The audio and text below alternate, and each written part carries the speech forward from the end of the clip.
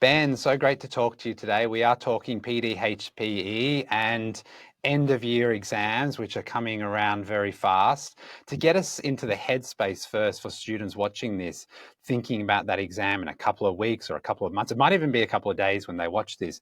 When is the exam? What time of day? Where does it fit with the other exams? What do they expect to see on exam day with that coming round?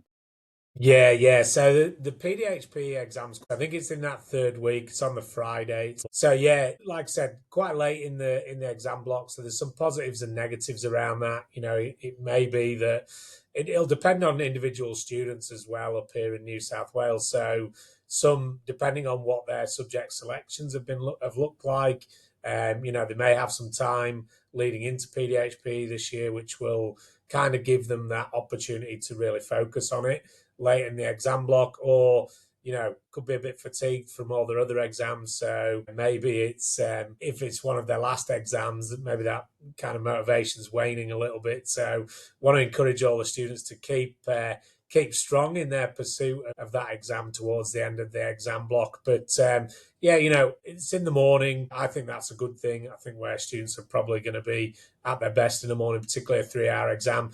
PDHP's got a lot of content. It's content heavy, so a 3 hour exam block. It's a long writing time, so with a lot of variety in the exam as well. So students, having that morning block is probably an advantage this year, I would say. So yeah, yeah, I think there's lots of good things there. You've mentioned the size of the exam. Can we talk now about the kind of structure of the exam? How is it structured? How is it broken up? How should students be approaching the exam mentally? Yeah. So you've got a series of sections. So the first section is multiple choice. So there's 20 multiple choice questions. 10 marks come from core one, which is health priorities, and 10 marks come from core two, which is factors affecting performance. And what they've tended to do, what NESA have tended to do in recent years is blend all those in together. And so traditionally, years ago, going back a few years, they had the 10 core one and then the 10 core two questions. But now they've blended them in. And what they've tried to do is they've tried to kind of start with easier questions and then go to the harder questions towards the back end of those 20. And if you look at kind of analysis of the exam over the years that they've been doing that, the students are less successful towards the end of those 20 in terms of percentage of students getting those right.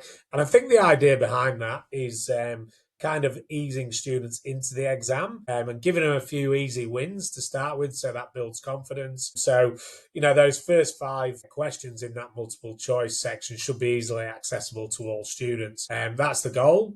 Doesn't always necessarily play out like that, but students should be hopefully going in with confidence, and those first kind of 5 multiple choice questions are there to build that, and then they'll start to get a little bit trickier as they go along. And then obviously going to the second half of that section one, which is short answer response questions. Again, blended core one and core two questions. And they can range from anywhere from 3 to 8 marks. So there's 40 marks in that section of short answer responses. So depending on how that makeup of 40 marks looks like, there could be generally a good blend of 3, 4, 5 markers across both the two core sections. And then each core section will have a 7 or an 8 mark question normally attached to it. But there'll be 20 marks made up from each of those cores as well.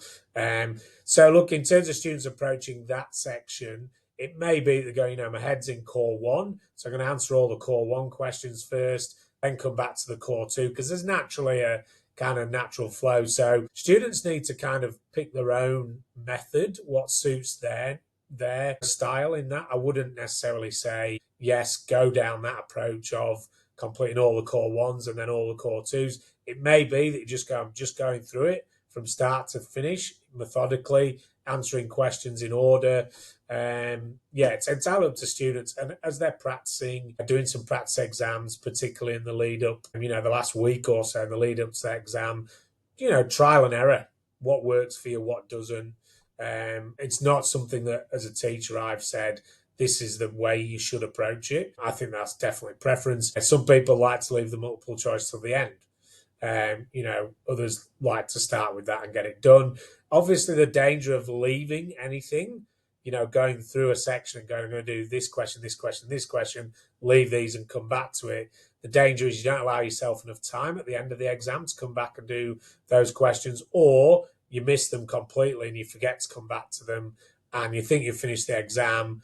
You maybe don't check your paper, and then you've a danger of not answering any responses. So, look, if I was to lean one way, I'd go, my personal way would be to kind of step through that methodically.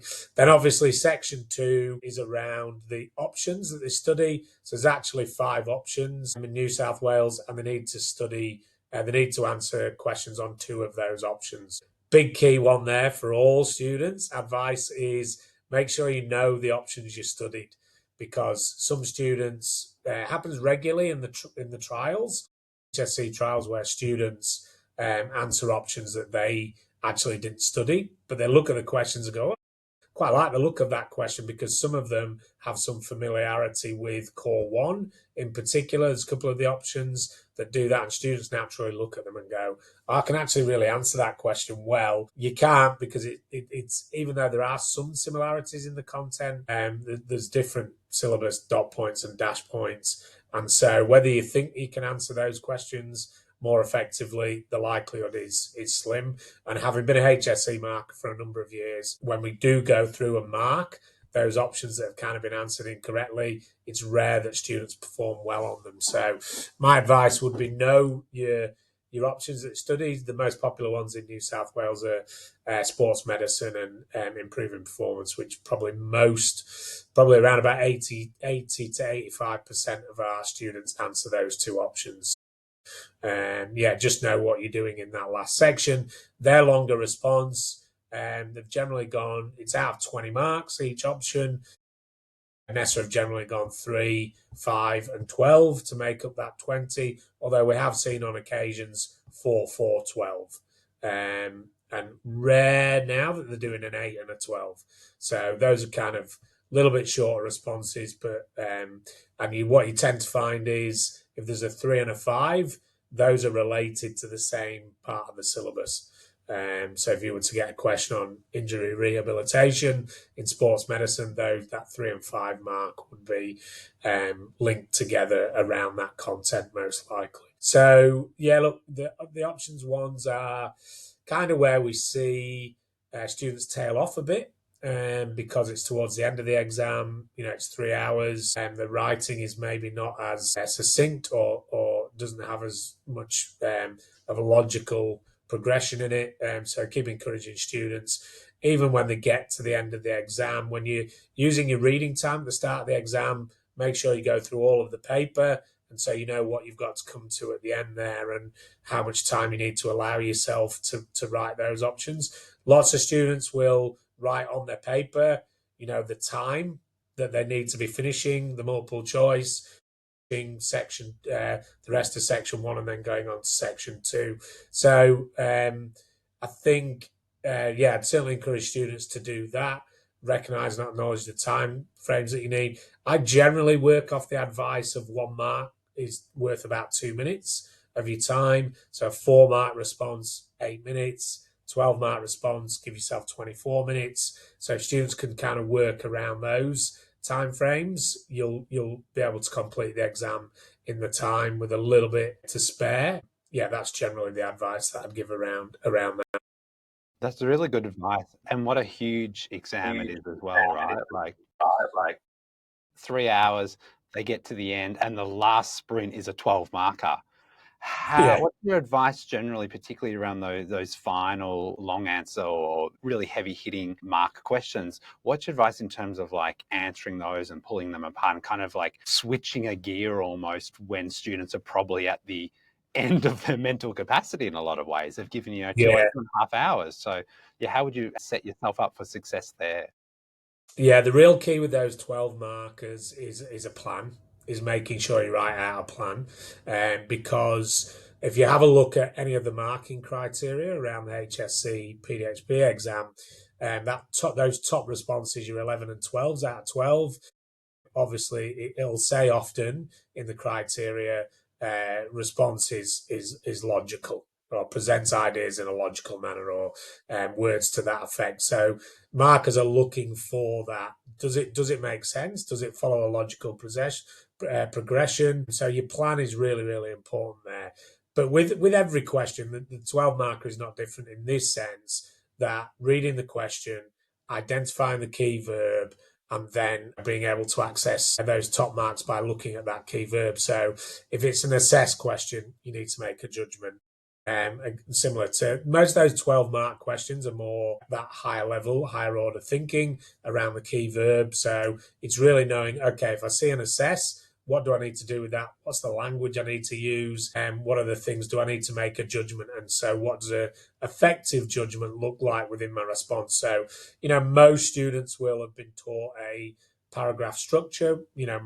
I generally use Peel as my paragraph structure. And so that linking sentence at the end is really where you're making that link to that judgment. So you're tying it all together, making that judgment. So looking at the key verb, unpacking the question, writing a plan out, because then as you write your plan out, it's obviously related to the syllabus, and then you just step through that in your Peel paragraphs, really.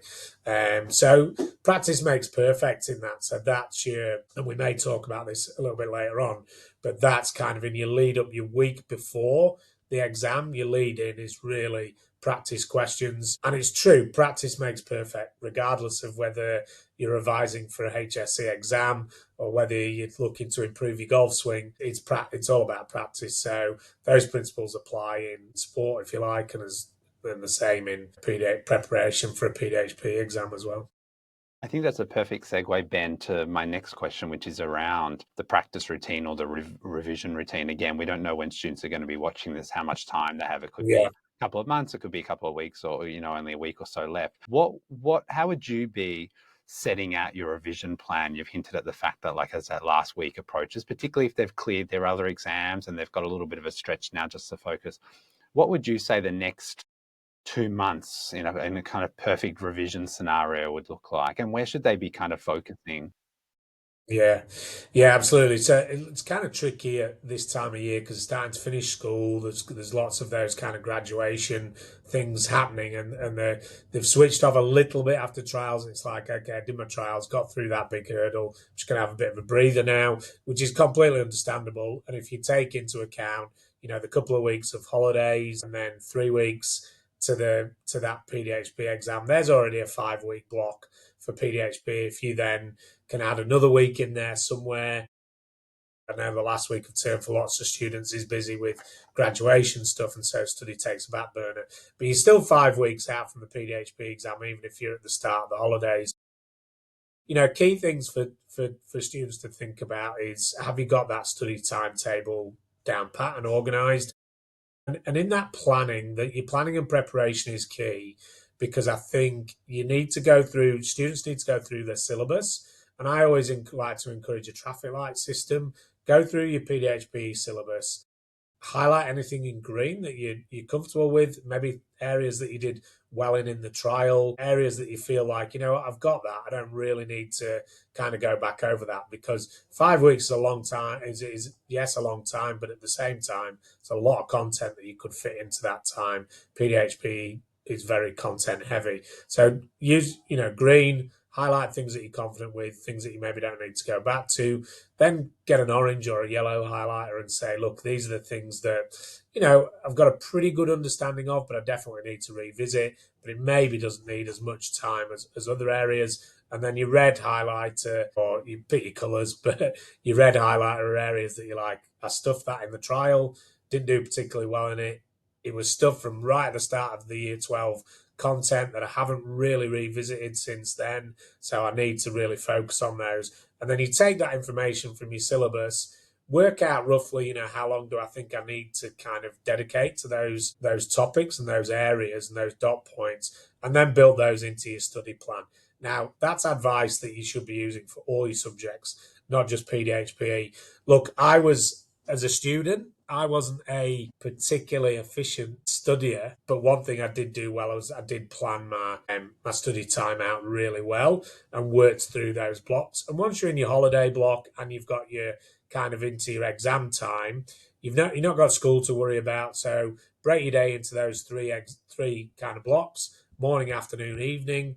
Give yourself one of those blocks off every day, but then your other two blocks you're working, and you're building all your subjects into those blocks, what you need to cover. And if you've got your really good idea in your PDHPE syllabus of what you need to kind of focus on and what your areas for, a little bit of focus and other areas that you're pretty happy with, and that's a really good starting point. And got to use your trial to kind of guide some of that as well. So certainly be encouraging students, that's your planning and preparation phase in there. Generally, I've worked with a lot of people over the years that have worked off a 3-2-1 rule. Kind of 3 weeks out, make sure all your study notes are done, everything's down pat there. A couple of weeks out, you're learning all your content, and then 1 week out is where you're really doing your practice papers and really, really honing your skills in that. Obviously, with a 5-week block, you've probably got a week or two there at the beginning where it's really planning, preparation, getting all your notes down pat, couple of weeks to do your revision, and then a week of kind of just really immersing yourself in those past papers, past questions. I mean, the beauty of this in a way is because this syllabus is now 15 years old, it's kind of only limited things that they can ask now, which is hence why we've got a new syllabus. It needs refreshing. So for the students doing the HSC this year, it's actually not a bad year to be doing it. You can probably go back and look at all those past questions, and there's not going to be probably too many surprises in the exam. So, yes, that'd be my advice around that, just in terms of time frames. And look, even in that last week of term or the last couple of weeks of term, if you're doing that preparation, putting your study program together, even if you're not going to kick that off for a couple of weeks, you're already a little bit ahead of the game because you've done your planning and preparation. Day one of the holidays, you can go, right, I've had my kind of graduation stuff done now. I can crack on with my revision and I'm ready to go because I've got this study plan mapped out. And we all know, any psychologist will tell you, ticking off activities that you do, being planned and prepared. And as you go through it, you're starting to tick off aspects of the syllabus that you've covered and you're feeling much more confident about those areas. That's a psychological thing that students then will go into an exam going, you know what, I felt planned and prepared. I did my study timetable. I covered it. I went through it. I should be confident about my level of performance here because, I've gone about it the right way. So, there's a bit of psychology there in that as well. And everyone likes to cross off a calendar towards the end of the year to say, oh, we're nearly there. We've got a few days to go. There's nothing better than with a study timetable ticking off when you've completed an area of the topic or an area of the syllabus, and that just builds confidence in students. So I'd encourage that as well. It's goal setting as well. It's all of that about that motivation, which we study a lot about in PDHPE. So yeah, So all the students will be expert at it, right? Listening to this. And also, as you should said, be. the motivation, as you said, of changing those traffic lights from red and orange or yellow or whatever colors you've picked into Yeah. greens is going to just help you feel like you're building momentum. You talked a little bit about the fact that this is a 15-year-old syllabus and essentially it's unlikely we'll see any big surprises. What are the content areas that students should be really making sure that are highlighted green? Obviously, you'd want everything to kind of be green, but are there kind of key areas we say like that is almost comes up pretty much every year? Make sure you're pretty like squared up on these areas. No, in core one, health priorities is really around, I guess, social justice, the Ottawa Charter action areas, and the determinants of health. They're kind of the really key areas in there in terms of what students should be focusing on. Like, it's just, I would say it's criminal if you're a student in year 12 and you don't know your action areas of the Ottawa Charter, you don't know your determinants, and you don't know your social justice principles, you're just not. Syllabus terminology is so key in PDHPE. If you don't know that content and you don't know your terms, you can't access the top couple of bands. And for those high end students and even your lower end students, just know your content. Like, you might not be able to engage as well in the key verb, but if you know your content, you can still access band 4, potentially into a band 5 in PDHPE. So really encouraging, those students to kind of revise that content. So yeah, those would be the key areas there. Look, in terms of factors affecting performance, that's a real broad area. So kind of areas of training methods, that's often a key space, but also understanding and recognizing some of the differences between some of the concepts you'll look at in factors affecting performance and then improving performance. Obviously, similar titles to those two topic areas, and so it's just knowing what sits in each area, and when you get a question on that, what you need to kind of reference. But yeah, I think yeah, look, you could. It's a tricky one to kind of say, yeah, really focus on this area, but certainly in core 1, those would be the areas that I'd be looking at. In terms of core 2 and the 2 options, yeah, there's a bit more kind of content covering both of those areas. Little bit trickier to kind of distill down into exactly what there, yeah. You hinted at just then as well, the difference between a band 4 and a band 5 and a band Yeah, 6. Let's go to the upper end, and you've been an assessor on this exam yeah. before. What differentiates or defines really someone who, if a student's listening that really is going for that band 6, how are they, what's your advice to help them really stand out on the exam? What's going to make them come out on top, essentially? Yeah, it's probably 3 things, I guess. It's your syllabus knowledge is key. I remember a few years ago, a student of mine asked me, said, "So, do we need to actually like learn the syllabus off by heart so we could, literally write the syllabus out?" And I was like, "No, not really. As long as you've got an idea around the content." And I realized about 6 months later, I was like, that was a poor statement on my behalf to say that, because there were other teachers telling students at other schools, learn your syllabus. And as I became more familiar with the course, was like, that's a must. So know your syllabus. So if you get asked a question on, stages of skill acquisition, you can name the stages of skill acquisition. So that's really crucial. That's your first thing.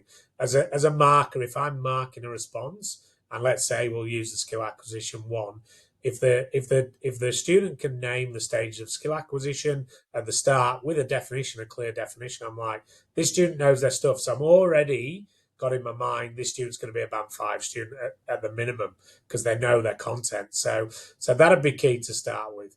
I think the second thing is making sure they've got really relevant and accurate examples included. So a lot of students can write good content, and then they kind of miss the examples. To show you your understanding and you demonstrate your understanding, you need to have those examples to support your content, because you won't, you look at marking criterias in PDHPE, and it always provides relevant and accurate examples for the top band. So I always encourage my students, what's the best example to make that point that you're making there? Don't try to get too fancy with it. What's the best one that illustrates what you're trying to say? So kind of link those 2 things together. I think the third thing is, and I've kind of flagged this, mentioned it before, it's really that engagement with the key verb. All right. So if it's an outline, you just need to sketch in general terms. Don't go explaining. Don't go giving cause and effect. Don't do that, because you waste your own time then in the exam. So really going, this is an outline. What do I need to do with it? Okay, sketch it in general terms. Provide an example. That's it. I'm done. The more top end is then that, judgment, whether it's a justify question, whether it's an assess, if it's an analyze, you're drawing out and relating those implications. So you really need to think through, what is the verb asking me to do, and showing that consistently throughout a response. So often when we get to that 12 marker, you'll have students that can easily get to a 10 because they know their content, they use really good examples, but then don't just quite get that, maybe that judgment or that analysis quite right throughout the response. It's got to be consistent. If a student just tacks on a sentence at the end, as a result of these things, performance will be improved. Anyone can write that. No. Show me kind of why. Make that connection, make that link to show, that almost that cause and effect. Here's what I've written here, and here's why. Here's why and how it improves performance, let's say. So I think students, are you making that consistent judgment throughout. And if you're working from a peel paragraph structure, you should naturally kind of do that if you know you're writing. I've made my point, I've explained it, I've used an example, and now I'm linking it back to the question to show what the question's asking me to do. We've been doing a lot of work here at school around literacy and reading, and students reading the question. So really important students pull apart that question, highlight the key verb, what is it asking me to do, as they plan and prepare for that. And students that do that, we see that coming out in their responses in an exam. Which is why, as you said earlier, the practice is so important, right? Because that's when you're going to get familiar with the types of questions. You're Yeah, also in the moment going to reduce the cognitive load to be able to understand what's being asked so that you can actually get into the question a bit more easily. You're trying to kind of reduce any of that pressure in the moment by yeah, building yeah, those muscles, essentially. yeah, absolutely. Yeah, I think that's like you said, that practice is absolutely key. I think the other thing is once you're kind of left to your own devices, over the years, my best students have always sent responses to me, even when they've finished, the course and they're preparing for the exam. They've sent me the responses to get more feedback. Ideally, what we want within our students is to be able to self-assess to say, okay, I can see, have I done enough of a justification there? So, you know, those skills take a bit of time to build up, but if students can kind of do some self-reflection on their own responses, that's a really important skill to have in that space, and it helps with the practice. So they know that they can see what they're writing is actually accurate and includes that information. And really, that last week before the exam, if you're still writing responses with your notes in front of you, you're probably not where you need to be. It's got to be like almost, you could cut up all the questions from the last 15 years for any given topic and pop them into a hat and just pull one out, pull three out and go, I'm going to give myself an hour writing block and I'm going to just pull any three questions out. And that will give you, I guess that gives students confidence as well around, what things that are going to come up in the exam. It's not predictable. You might get thrown a curveball. You're doing that without your notes. Like ultimately, we talk about the best sports performers in the world. And I remember an interview with, don't know if Aussie students would remember him, but well, particularly not this cohort. But Johnny Wilkinson played for England in the Rugby World Cup in 2003, and he was a goal kicker. And a lot of his goal kicking kind of worked towards them winning that competition. And one of the things he said was, I put myself in situations at practice that are that difficult that I would never face them in a game. So he used to try and kick the ball from the corner flag through the post, which is a nigh on impossible kick unless you can put the right bend and curve on it. And so he used to say, I put myself in those situations because I know then in a game I'm never faced with a tougher situation as that. I would use that analogy for students to say, hey, do that. Put some questions in a hat, pull three of them out, and give yourself, an hour to answer those. And they're purely random. They could be from any topic, from any syllabus dot point. And you can, every student can access the past HSC questions on the NESA website. And look, this is probably where AI does help us a little bit now, where students can pump in a bit of content into, AI and just say, could you give me some HSC style questions on these? I want a 3, a 5, and a 12 marker on this content. And you probably get some pretty accurate questions there as you do that. So, yeah, lots of opportunity there for students to kind of use technology to help and just, really put yourself in some uncomfortable situations, because that means when you open that exam paper on the day, and there will be some curly questions in there, guaranteed. There's always at least a couple. You'll feel a bit more confident about answering those because you've already put yourself in those uncomfortable situations already. It's a really good point as well for students to make that transition over the coming weeks closer to the exam, to move away from the security blanket of having your note and your textbook and Edrolo course up Yeah, in front of you, to just, as you said, going a bit cold and going to that place of uncomfort, but then pushing through that and going, actually, you know what? I do know the answer to this. I can interpret this. I can write a response to this. You've got to kind of make that switch. You just mentioned then, Ben, curly questions. Do you have any examples of kind of really doozy kind of questions from past exams, or anything that's kind of left you kind of gobsmacked that's ended up on the exam? I think some of the ones that you get are where they combine maybe a couple of dot points together, and you're like, you. The thing with the current PDHP syllabus for this year is that the dot points in the syllabus, they often have a key verb attached to them, and so you can kind of go, well, I know I could get a higher order question on that dot point because it's a higher order verb that is actually in the syllabus. And what they've done with the new syllabus is slightly different. They've done a lot of hows and whys and applies and things like that. So they're obviously giving themselves the opportunity to answer different order questions from different parts of the syllabus. So I think with the current syllabus though, it's kind of a little bit predictable in that sense. But maybe when they merge a couple of things together, they sometimes use some stimulus to kind of ask students to engage with. So those are the ones where you it's a little bit trickier. But for students, regardless of what the question, how it's worded, that's where I guess the reading skills I was talking about come in.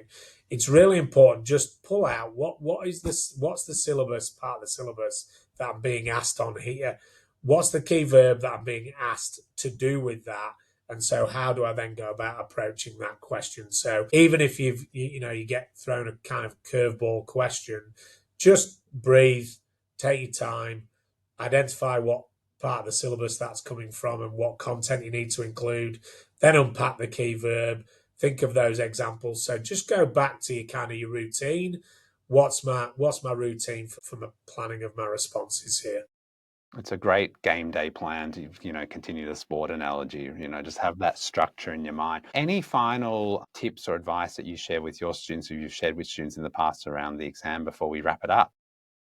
Look, I think, get organised early.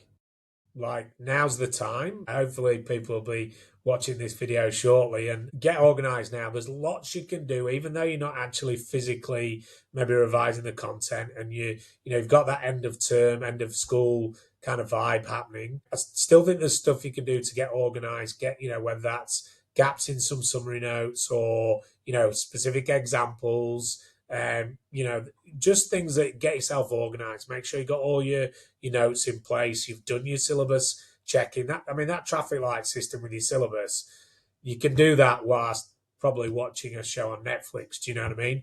Your planning of your study timetable, that's a job you can do whilst watching the NRL finals in the background or whatever it is. So don't feel like you like, well, I can't do anything because I'm not going to commit to full study yet. Now, there's plenty of stuff that you can be doing now that will then set yourself up for success as you move into the non-term break. But once you hit that non-term time break, that's when you've really got to knuckle down and really get doing the revision. There's no shortcuts. No shortcuts with HSC. You can't AI is not going to implant itself in my brain and help me in the HSC. So you've got to learn the content. That's got to happen. But like I said, that 3-2-1 rule, if you kind of stick to that, practice makes perfect. Yeah, just keep working through, different questions, how you go about responding to them, slowly withdrawing your notes away from that. So you're just putting yourself more and more in those kind of, as we said, game day situations. Yeah, just staying calm, staying focused. You're going to have your days where you're like, I'm really demotivated doing stuff today. So you might have to shift your study timetable around and go, you know what, today I'm going to really look at an easier aspect of, say, sports medicine is classification of injuries. So, what's a soft tissue? What's a hard tissue? Maybe I do some multiple choice questions on that day where I'm feeling a bit flat, I'm feeling a bit down. I'm not really switched on. I seem to be kind of lacking a bit of clarity. And then you'll have your days where you feel like an energizer bunny and you're like, yep, I'm ready to go today. We all have those days, whether it's, cleaning the house or mowing the grass or whatever it is. Acknowledge those, know that they're there, but it's not a day to go, oh, I'm not feeling it today, I'm just going to have a day off. No. You still need to do something, still need to keep the cogs turning, but kind of identify those. You just hope you have more of the Energizer Bunny days than you do of the days where you're like, oh, I'm struggling to get some stuff done today. But it may be that you have to shift your study timetable around a bit and you were planning on doing some work in the morning and the afternoon block and leaving the evening free. It may be that you're like, okay, I need to take the morning. I'm just going to go clear my head, do something else. I'm just going to shift my day around. So be flexible in that as well. But and don't be too hard on yourself. Like if you have some moments where you're feeling less motivated, that's natural, I think. So yeah. Great advice and a good final message for students. So thank you so much, Ben, for talking with us today. That's great. Thanks for having me.